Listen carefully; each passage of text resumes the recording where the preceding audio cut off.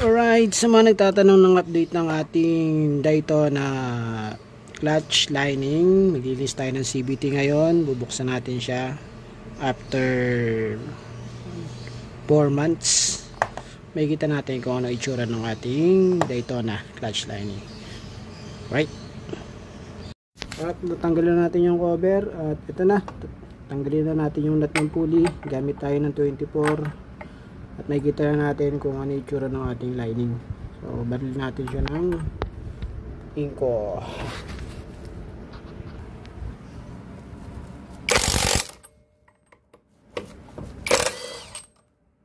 Right.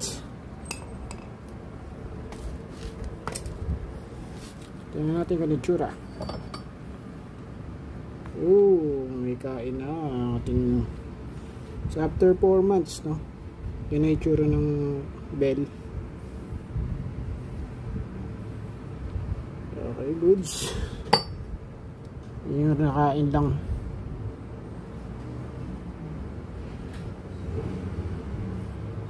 At ito yung lining. Nakapal pa rin naman. So, yan yung lining. Yan yung kain niya sa ating clutch bell. Ayan. Stock clutch bell yung ginamit ko kasi stock yung sa bell kasi ng Daytona walang groove yun. So far goods naman, walang dragging until now after 4 months, kaya satisfied ako sa lining ng Daytona.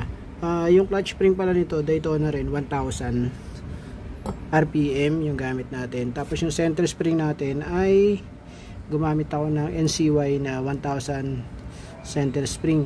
Pero meron din ako Daytona na center spring. Yun nga lang kasi, kaya hindi ko siya pinili. Malambot. Para piling ko malambot. Pakita ko sa inyo.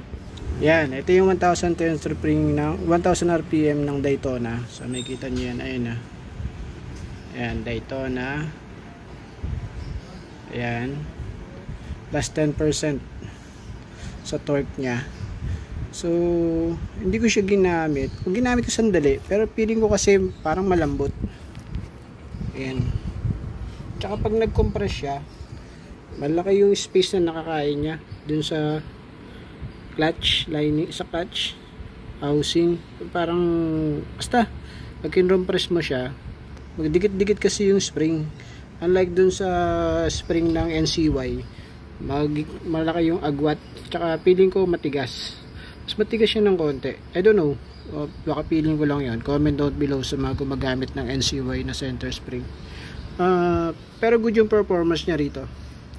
So yung combination ko pala, NCY na pulley, offline series, 13 grams na bola.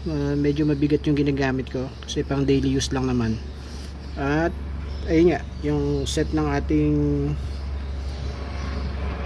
torque drive assembly clutch lining assembly ay 1000 center spring at 1000 clutch spring na ayun. So ayun yung kanyang kain after 4 months. Makapal pa din. So good siyang Daytona. Until na walang dragging. Kahit na walang groove yung aking clutch bell. Right? So linisan ko na to.